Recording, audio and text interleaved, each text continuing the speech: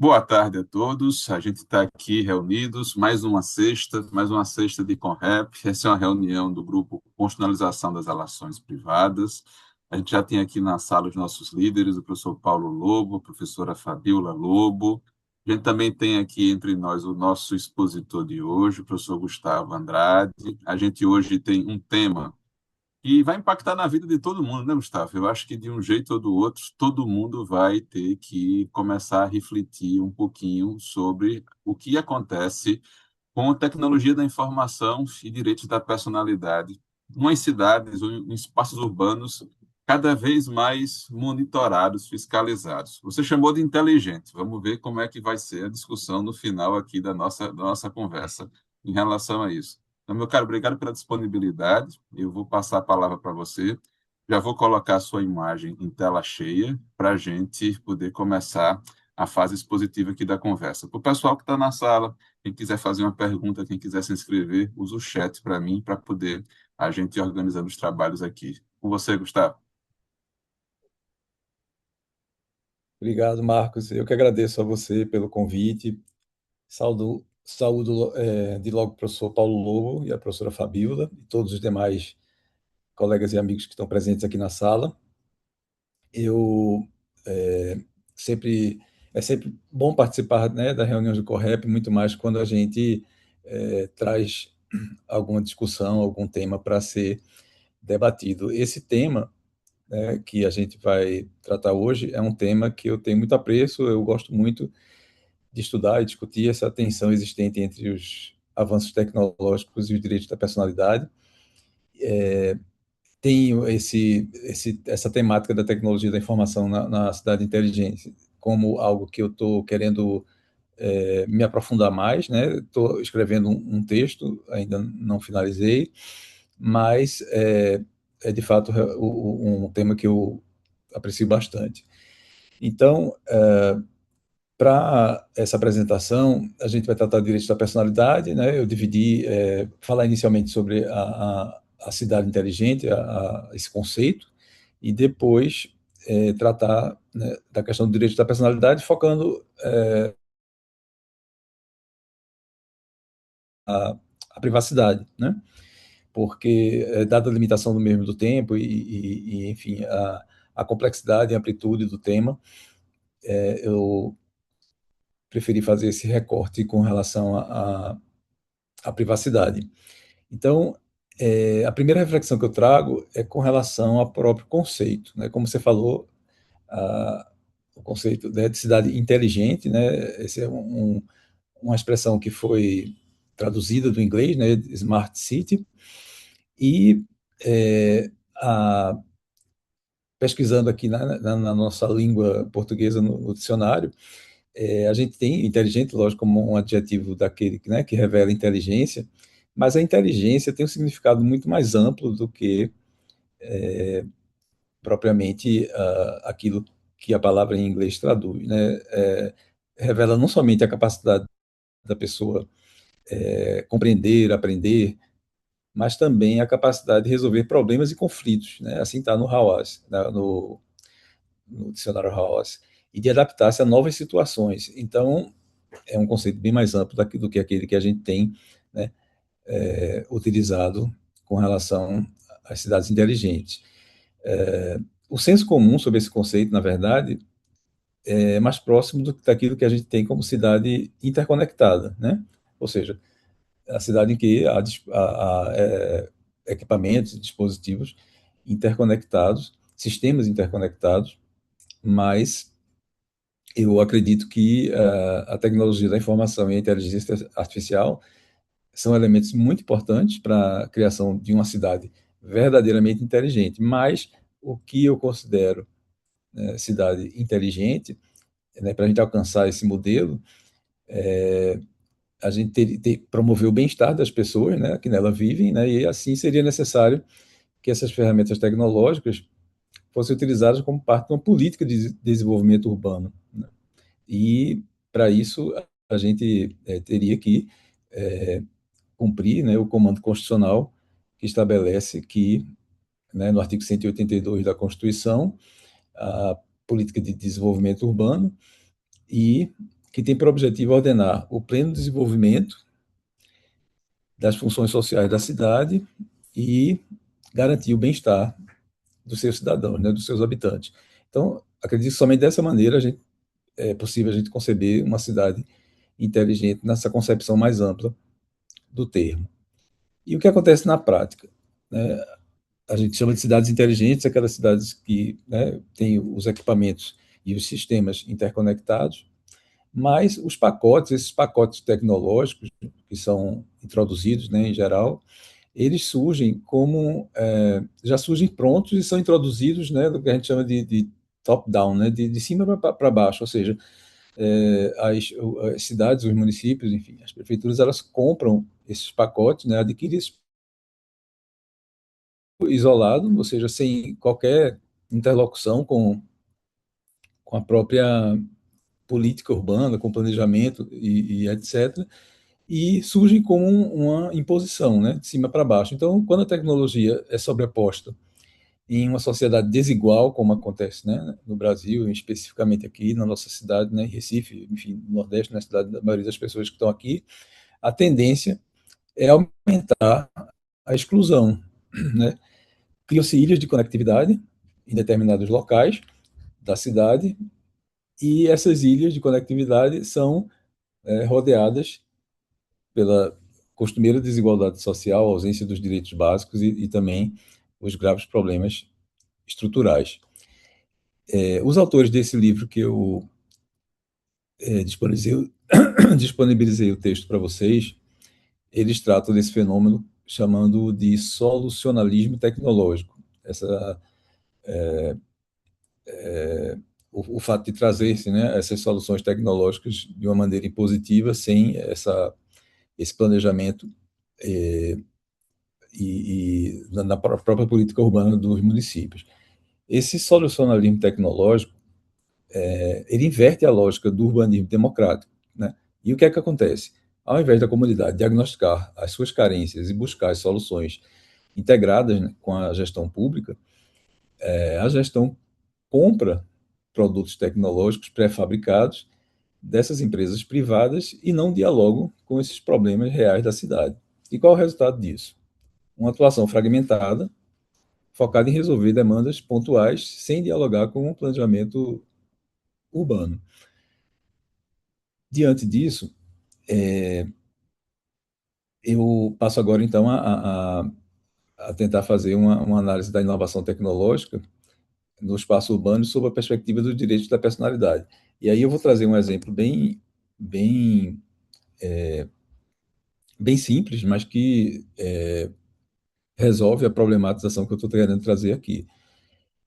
No texto que nosso amigo Marcos Catalã, né, disponibilizou gentilmente, um texto muito bom, inclusive, muito bem escrito, ele traz a questão das câmaras de vídeo monitoramento, né, nas cidades. Eu acho que, não sei se ele utiliza o exemplo propriamente do Rio de Janeiro, mas o que ele demonstra, né, e o que o texto revela é que os investimentos milionários em videovigilância servem mais ao apaziguamento do medo que as pessoas sentem, né, e do controle social da elite que, enfim, tem esse controle, né? Isso tudo mais do que a própria transformação das causas da violência urbana. Como eu falei no início, eu vou trabalhar com inovação tecnológica no espaço urbano frente ao direito à privacidade. E quando a gente fala em direito à privacidade, né, não tem como não lembrar também do clássico do professor Nelson Saldanha, que fala do jardim da praça, né? Porque, na verdade, é no espaço urbano que você visualiza, que você encontra, né, o jardim e a praça. E aí eu estou trazendo um exemplo prático que tem uma conexão direta com a mobilidade urbana, um dos maiores problemas, né, enfrentados pelas cidades atualmente. Recife não foge à regra, ao contrário, é talvez a cidade brasileira, né, a capital brasileira que hoje apresente maior problema com relação à mobilidade. E a gente tem acompanhado, né? Eu acredito que em muitas capitais, não sei se todas, mas nas maiores, a gente tem visto o surgimento de novos modais de transporte interconectados, né? Como os patinetes, as bicicletas e até alguns automóveis, né? Carros compartilhados. No caso específico das bicicletas e dos patinetes, eles não trazem, quer dizer, na prática, eles não vão trazer uma solução ou até mesmo uma melhoria para essa mobilidade se não existir uma política de transporte urbano bem construída e planejada, né? Porque na prática os usuários disputam o asfalto com os carros, diversas vias, e isso contando, né, que Recife é uma cidade que tem, proporcionalmente ao seu território, uma, uma boa malha cicloviária, mas evidentemente que não cobre toda a cidade e essa ausência da infraestrutura, ela dificulta, logicamente, a utilização do espaço entre os modais, né? E principalmente falando aqui de automóveis e bicicletas e patinetes. Com relação ao uso, né, da bicicleta como transporte em Recife, eu vou colocar aqui no link, no chat, na verdade, um link de uma reportagem que saiu no Diário de Pernambuco e que traz uma pesquisa, um levantamento que foi feito sobre o uso, né, da bicicleta na cidade de Recife como meio de locomoção para o trabalho. Então, vejam vocês que 82% dos ciclistas recifenses, daqueles que usam bicicleta em Recife, utilizam para se locomover para o trabalho. Isso revela, né, um aspecto muito característico da cidade, né, uma cidade que tem um clima, né, quente enfim, a utilização desse modal como demonstra a necessidade efetiva de haver uma política de transporte urbano eficaz e, no entanto, a gente encontra, né, muito mais fácil você encontrar os terminais com as bicicletas interconectadas e com os patinetes também. Os patinetes são usados mais para aquelas distâncias menores, mas, de qualquer forma, você as encontra geralmente nos bairros mais nobres, né, da cidade. Deixa eu ver se eu consigo colocar o link aqui no chat rapidinho.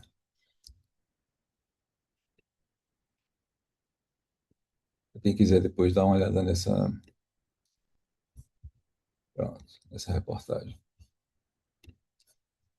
Um levantamento feito pela Associação de Ciclistas de Pernambuco e divulgado no Diário de Pernambuco. Então, com relação, né, aos direitos da personalidade e, mais especificamente, direito à privacidade, o usuário da bicicleta e do patinete interconectado, ele deixa de ser um mero passante, né, da cidade, seja na curta distância ou na mais longa, para se tornar um produtor contínuo de dados de geolocalização, e não só de geolocalização, mas também de hábitos de consumo, né? E aqui eu acho que se encontra, talvez, uma das situações mais frequentes do que a gente pode chamar de erosão, né, da esfera privada no espaço urbano. Esse modais de transporte, ao que me referi, funcionam como dispositivos de internet das coisas, né, IoT, do inglês Internet of Things, que são dispositivos conectados e integrados a serviços que se baseiam na localização. E o uso do serviço via aplicativo, né, nos smartphones, permite o compartilhamento e a transmissão contínua dessa geolocalização do usuário em tempo real. Não só transmite a geolocalização, na verdade, mas também os trajetos rotineiros do usuário. Permite inferir as rotinas, os locais que ele frequenta, o local de trabalho, os gostos, né, as, a forma de como é que se diz, como é que a gente pode dizer, ah, as suas filiações, convicções ideológicas, filiação, enfim, todos esses dados, né, que se chamam de pegadas digitais. Então, o impacto disso na dimensão da privacidade é muito grande. É um ambiente de rastreabilidade constante, na verdade, né? E a circulação no espaço urbano deixa de ser anônima e passa a gerar dados que são extraídos e convertidos em commodities, né, comerciais, como a gente já vem discutindo, o professor Paulo já falou sobre isso também. E aí, em vez de promover o direito à cidade de uma forma inclusiva, esse modelo exige que o indivíduo negocie a sua privacidade, a sua geolocalização, a sua integridade física, em troca de... E aqui também, diante dos textos que eu procurei disponibilizar, né, mas me baseando aqui nas lições de Stefano Rodotà, né, para ele, a privacidade superou a dimensão negativa do direito de ser deixado só, para se consolidar como direito ao controle social, né, sobre a circulação das nossas próprias informações, que ele chama de autodeterminação informativa. E nessa questão, o professor Paulo Lobo, em um de seus artigos, fala sobre a banalização da autolimitação da privacidade, apontando que a sociedade abdica da sua privacidade em prol de uma promessa abstrata de mais segurança, né, ou pela conversão dos seus dados pessoais em mercadoria, exatamente aquilo que eu falei há pouco, em troca de conveniências tecnológicas cotidianas. É exatamente isso que a gente percebe, né, nesses equipamentos, nesses modais de transporte aos quais eu me referi. Então, quais seriam, então, os caminhos, né, que podem ser trilhados para a preservação do que o professor Paulo também denomina de mínimo intangível, né, o núcleo essencial da dignidade da pessoa humana, e que é indisponível e insuscetível de qualquer autolimitação voluntária. Esse livro de onde eu tirei o texto disponibilizado, é um livro muito bom e traz algumas experiências exitosas de algumas cidades no mundo, né, sobre esse uso da tecnologia, da informação, e um dos exemplos que, né, mais relevantes, que eles mais salientam, é o de Barcelona. Porque Barcelona, eles, enfim, instituíram, né, normas que estabelecem a necessidade de utilização de relatórios constantes e permanentes do impacto dessas informações, né, que são coletadas, a proteção dos dados das pessoas, e também tem tentado banir, né, as tecnologias que eles chamam de tecnologias proprietárias ou fechadas, que são justamente as com as quais trabalham as grandes empresas de tecnologia, como Google, enfim, essas chamadas Big Techs, porque eles estão procurando usar softwares de código livre. Isso seria uma forma, né, de você se desvencilhar das Big Techs,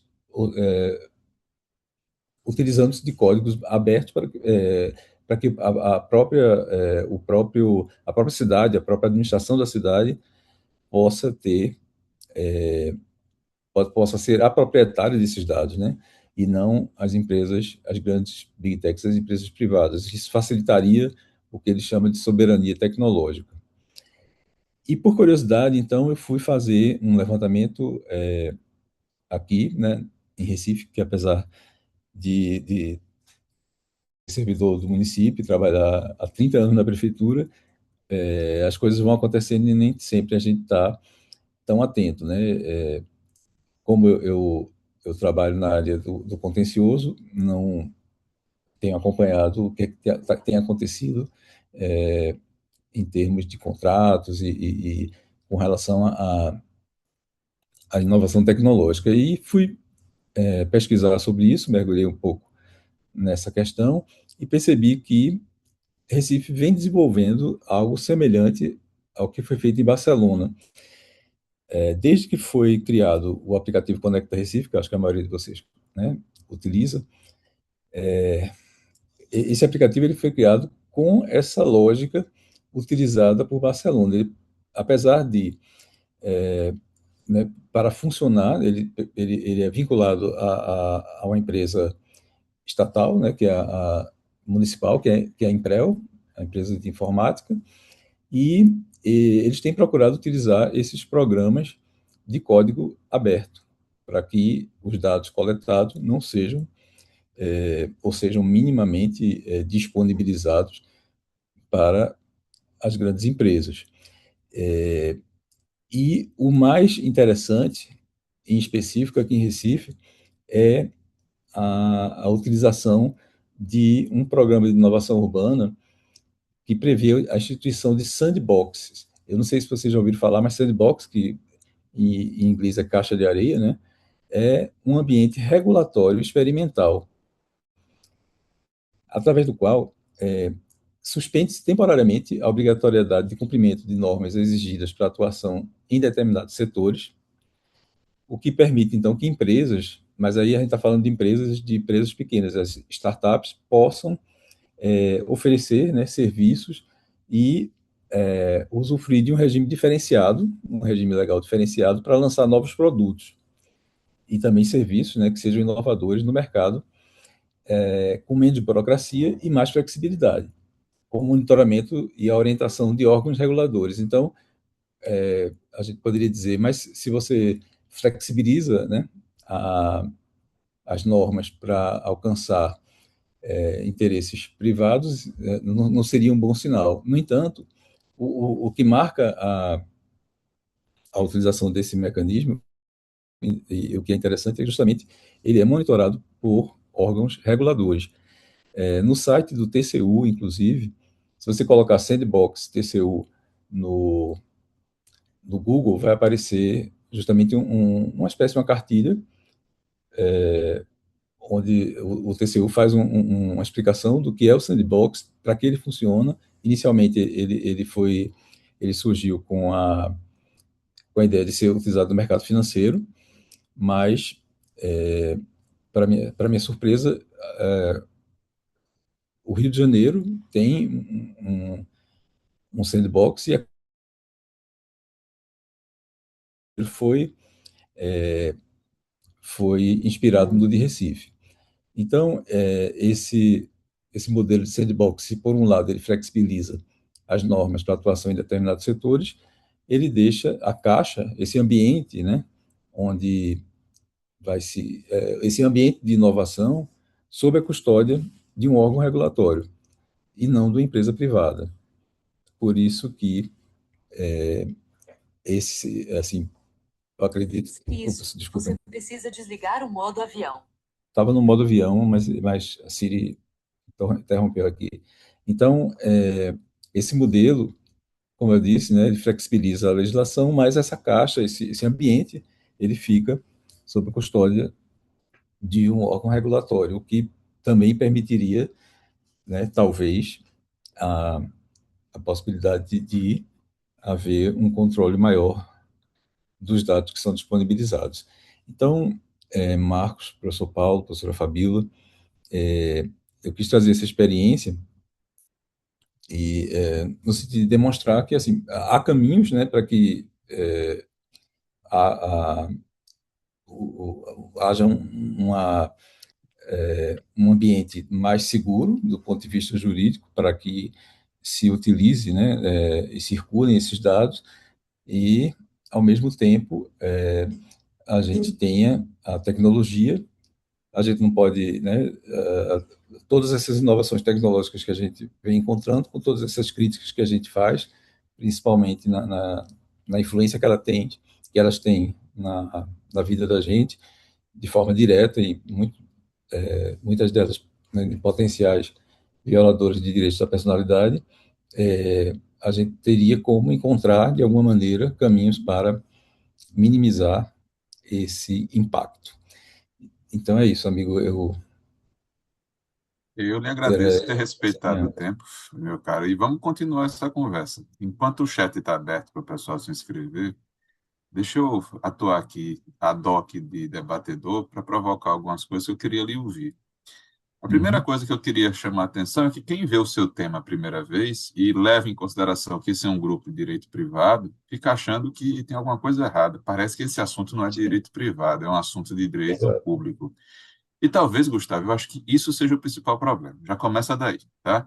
Então, esse assunto é visto no interesse da administração, independente dos direitos dos cidadãos, vamos colocar desse ponto. Eu acho que, em resumo, o que você tentou falar quando você tratou de privacidade é que é como se a cidade cada vez mais observasse a gente. E aí já tem a primeira conexão com o direito privado. Está relacionada a uma questão de limites de vigilância, tá certo? O que pode ou não pode fazer, porque, veja, entrar no metrô, pegar o ônibus, passar numa praça, talvez a pessoa não possa evitar para trabalhar. Mas acontece que tem uma câmera ali, e não tem como ela não conseguir chegar em casa ou ir ao trabalho sem ela ser gravada, registrada todos os dias naquela situação. Ainda não está muito claro quem tem acesso à informação, por quanto tempo essa informação fica acessível. E ainda que as pessoas digam que você pode usar a política de privacidade da cidade para responder as perguntas que eu acabei de fazer, não tem ninguém que fiscalize isso. Então, você não tem nenhum órgão, nenhum terceiro imparcial que esteja auditando o destino desse monte de filmagem, o que está acontecendo em Uhum. relação a isso. Mas o que eu tirei da sua fala é uma referência ao que eu vou chamar aqui de privatização da vida urbana. Ou privatização da vida urbana das cidades por empresas que administram as cidades. Você colocou aqui na perspectiva de soberania tecnológica. Aí o que é que acontece? Aí você tem a visão do procurador do município que está preocupado com a administração. Eu quero colocar para você que são conceitos que se complementam, tá certo? A gente se preocupar com a soberania, mas levar em consideração que, a partir do momento que eu tenho uma concessionária de serviço público e empresa privada, elas estão recebendo prerrogativas e poderes quase da administração, do poder público, menos numa hora. Sabe qual é a hora que elas voltam a ser empresa privada e não querem nenhuma responsabilidade a mais? Quando alguém se machuca. E já que você falou dos patinetes e das bicicletas, toda semana aqui em Maceió alguém é internado porque caiu num patinete. Já teve pessoas que foram a óbito por conta disso. E aí, veja, jogam um patinete em todo canto, demoram para buscar os patinetes, as pessoas andam pelo meio da rua com os patinetes, ninguém exige um equipamento de segurança para os patinetes, e quando acontecem os problemas, quem é que vai socorrer? O SAMU. Então é mais ou menos assim, a empresa privada fica com o lucro e a gente paga a conta quando dá errado, porque acaba sobrecarregando o SUS. Eu não vejo como continuar dessa forma e está chegando num ponto que está ficando perigoso para todo mundo. Mas eu acho que esse é um tema que a gente podia conversar aqui, tá certo? Porque basicamente estão cedendo parcelas dos serviços públicos para empresas privadas fazerem do jeito que querem. Mas eu acho que esse é o momento hoje.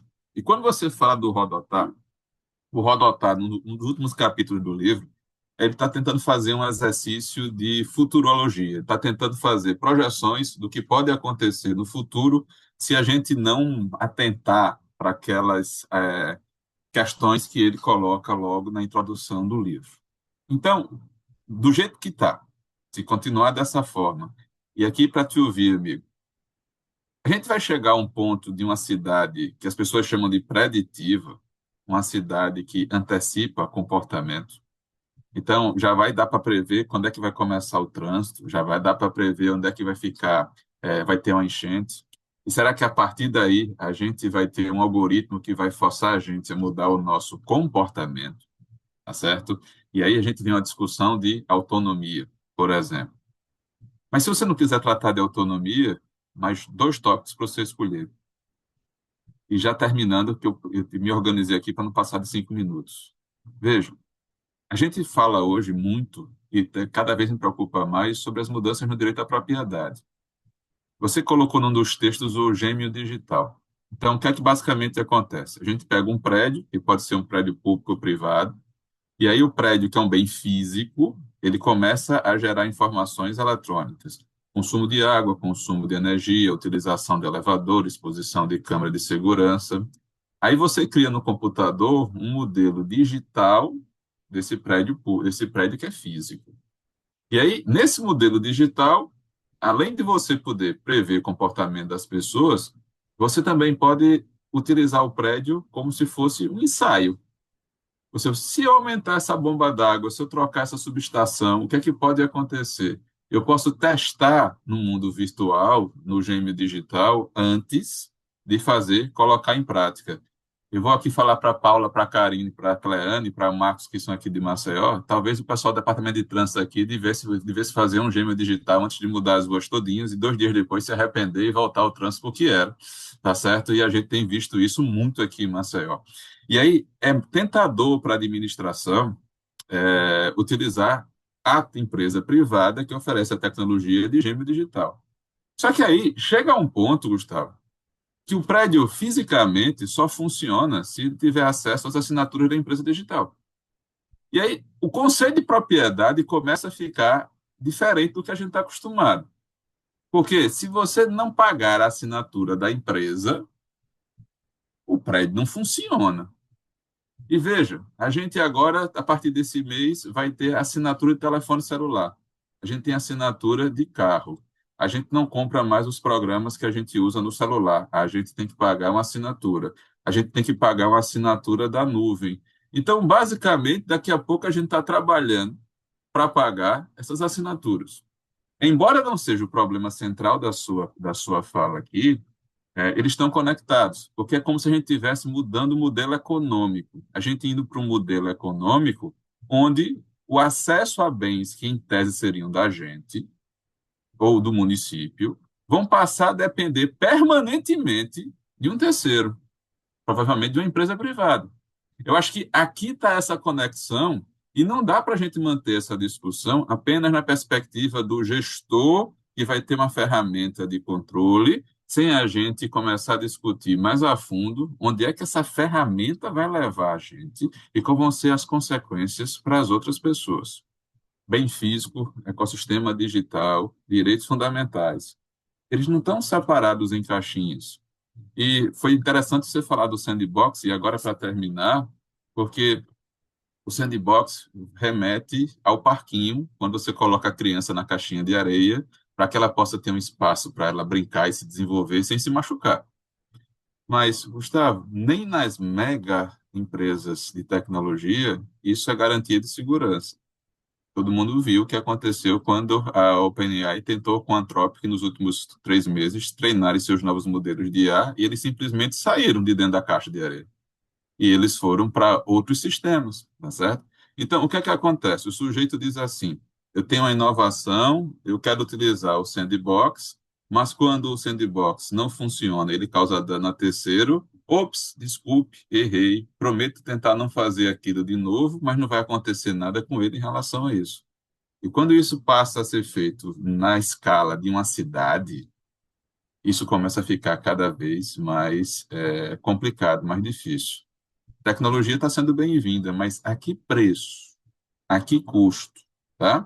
E aí, pessoal, eu vou devolver a palavra para o Gustavo fazer as considerações, enquanto eu olho aqui se mais alguém vai se inscrever para fazer as suas ponderações. Meu amigo, é com você. Obrigado, Marcos. Como sempre, suas colocações foram extremamente pertinentes. E eu acho, também concordo com você, no sentido de que é preciso uma governança a essa questão da tecnologia. Se você transfere também, como você bem falou, o controle, né, da empresa privada para o Estado, é necessário que haja, né, marcos regulatórios que também permitam o desenvolvimento tecnológico sem, evidentemente, uma conotação muitas vezes de ordem ideológica, enfim, né, com essa polarização do Brasil, de repente, né, um governo de extrema direita resolve, enfim, essas questões, né, que devem ser questões de Estado, não de governos. Isso é muito importante. E eu enxerguei no sandbox como espaço mesmo experimental, mas sob a custódia e controle de um órgão regulatório, que não necessariamente precisa ser da administração direta, pensei que poderia, que com isso, né, a gente tivesse um ambiente de experimentos, de busca justamente por essa não independência, mas diminuir, né, de diminuição da dependência das grandes empresas, né, porque é o que, na verdade, é a realidade que nós vivemos hoje, né? Esse, essa, a, esse, quando eles falam, no caso de Barcelona, né, que passou a utilizar softwares de códigos abertos não proprietários, é justamente porque não utiliza o sistema é, de, de uma big tech como o Google, que detém, né, ela abre o leque, né, de acesso. No entanto, é um sistema fechado que você não consegue controlar e ser você mesmo proprietário dos dados que estão ali disponibilizados.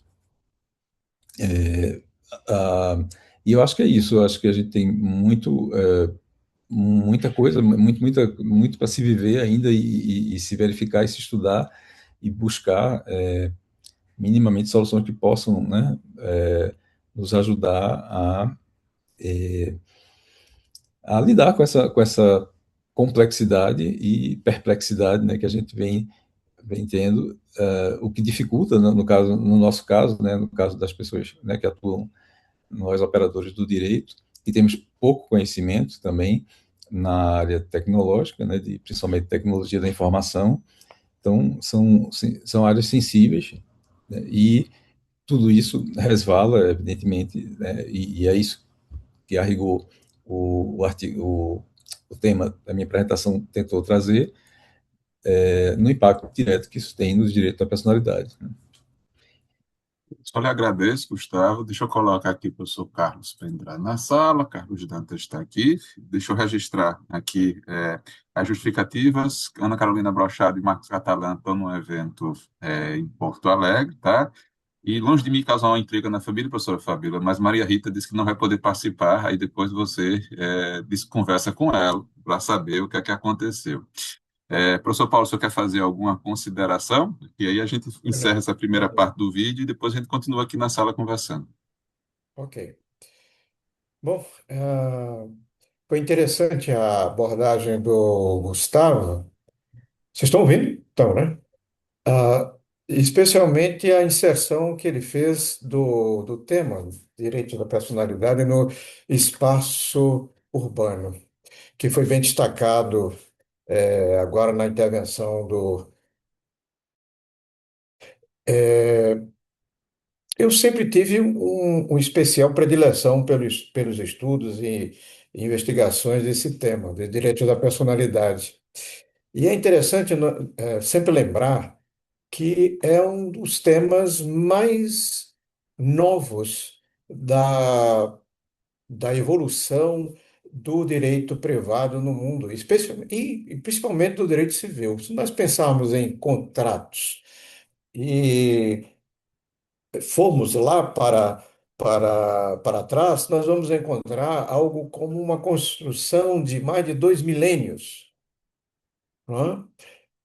E de centúrias inteiras em relação às demais partes do direito civil.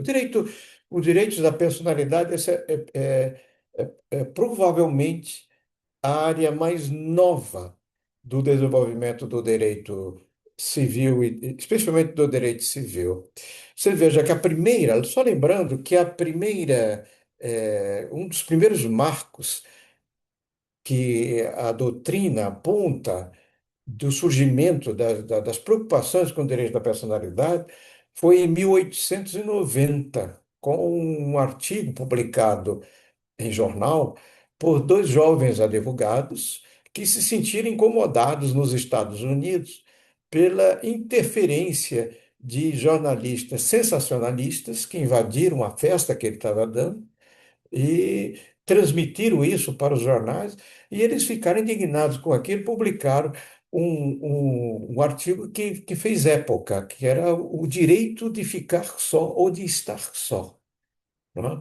E aí, pela primeira vez, assim, de modo sistemático, tentam estabelecer um fundamento para isso. Veja que no sistema de common law, no sistema anglo-saxônico, especialmente nos Estados Unidos, eles foram buscar o fundamento no direito de propriedade. Quer dizer, eles disseram, a minha privacidade é minha propriedade. Então você não pode invadir, você não pode tocar para buscar fundamentação. Né? Quanto tempo se passou para que os direitos da personalidade fossem encontrar a sua ancoragem nos direitos fundamentais? Isso já no pós-Segunda Guerra, do século XX. Então, é, aí é que ele começa a se firmar. Veja que os direitos da personalidade, na legislação brasileira, eles começam a ser tratados na Constituição de 1988, 100 anos praticamente depois do famoso artigo de Warren and Brandeis. Aliás, um dos dois vem a se transformar na década de 30 em Justice da Suprema Corte Americana. E ele lá tentou várias vezes trazer esse tema à tona sempre que acontecia. Né? E na legislação infraconstitucional, como vocês bem sabem, os direitos à personalidade, apenas com o Código Civil de 2002 é que ingressa finalmente nas cogitações, nas preocupações do legislador. Algo, portanto, muito novo. Novo, ainda engateando, e de repente se depara com as transformações tecnológicas que de tão pouco tempo já trouxe tantas perplexidades e a principal vítima dessas transformações tecnológicas, as principais vítimas foram exatamente os direitos da personalidade, especialmente naqueles que foi a preocupação do Constituinte de 88, no inciso 10 do artigo 5º, que são a vida privada, a intimidade, a imagem e também a honra que ali está referida. E também em outros dispositivos da Constituição, o sigilo. Tudo isso está sofrendo um desafio fenomenal. E o principal desafio foi a conversão dos dados pessoais em mercadoria. E as plataformas para poder defender os seus interesses econômicos hegemônicos passaram a utilizar de modo abusivo do princípio da liberdade de expressão. Então, a liberdade de expressão passou a ser não só a grande bandeira, mas a grande arma para justamente esse processo de imensa captura dos dados pessoais. Nós temos hoje no Brasil uma estrutura legal que pode-se dizer avançada e até sofisticada, com o marco legal da internet, com a Lei Geral de Dados, LGPD, né? Agora, o Estatuto Digital da Criança e Adolescente, só para citar três avançadas leis brasileiras de enfrentamento desse problema. E o problema ele se recria a toda hora como vai sempre surgindo e sempre afrontando o Estado, sempre afrontando a ordem jurídica e encontrando meios de passar à margem e o Estado legislador correndo atrás com muita dificuldade. O citado pelo Gustavo, vocês sabem muito bem que a ele se atribui, em grande medida, a, a teorização do que ele chamou de constitucionalização da pessoa. E a personalização da pessoa vai se dar justamente pela absorção e da proteção as garantias constitucionais em torno, não apenas os direitos, porque os direitos, lembremos-nos que os direitos os direitos da personalidade são espécies dos direitos fundamentais. Nem todos os direitos fundamentais são direitos da personalidade. Direito da personalidade, portanto, é esse mínimo existencial necessário e que pode ser qualificados como de inerentes à pessoa. Eu antes, nos meus primeiros escritos, fazia referência a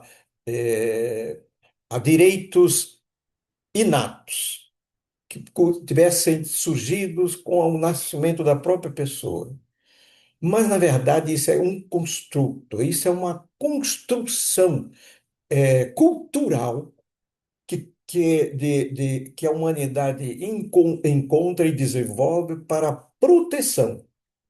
E, portanto, é mais adequado denominarmos inerência, são inerentes. Ou seja, é no estágio que estamos vivendo, e de evolução do direito, de conceber os direitos da personalidade como inerentes à pessoa e que você não pode violar, porque violando os direitos da personalidade, você está violando a pessoa.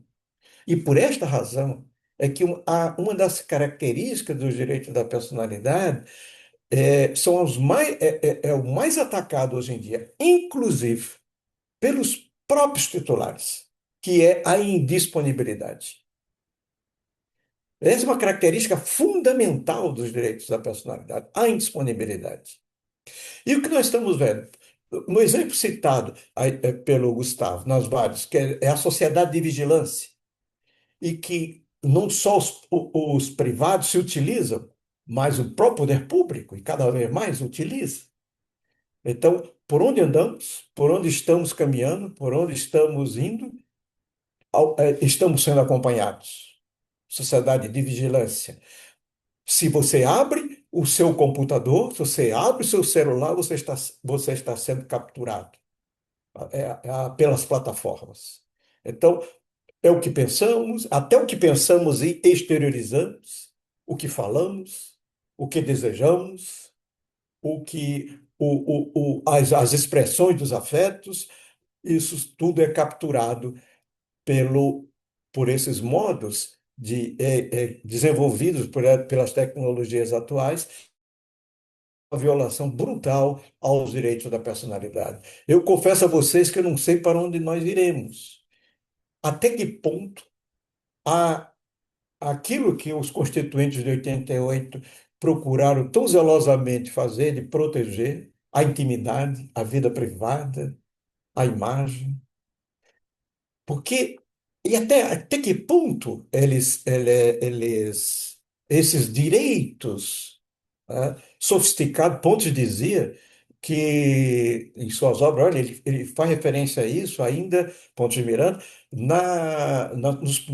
nos seus primeiros escritos, nas primeiras publicações do Tratado de Direito Privado. Mas ele, em 1970, na edição de 1972, ele vai aprimorar a ideia dos direitos da personalidade que o legislador sequer cogitava no Brasil à época, né? E ele usou uma expressão muito importante, muito interessante, que eu é, expressaria assim: um dos ápices que o direito alcançou em toda a sua longa história, o direito, especialmente o direito civil e o direito privado.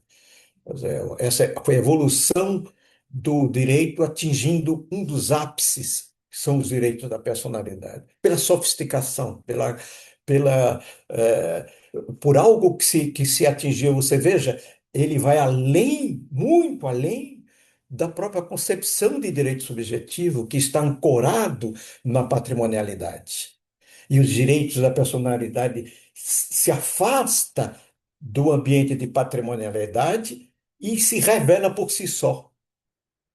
não é? A, o que estamos, então, a ver agora é esse esforço de separação do que é propriamente direitos da personalidade, dos reflexos patrimoniais, do uso e da utilização dos direitos da personalidade, especialmente dos dados pessoais. E é por isso que eu tenho sérias dúvidas, com todo respeito às correntes doutrinárias que têm postulado isso no Brasil, de encontrar um tercio gêmeos, de encontrar uma zona nebulosa entre os direitos da personalidade em si e os direitos patrimoniais, especialmente pelo uso dos dados pessoais, não é? E isso está se refletindo na chamada herança digital.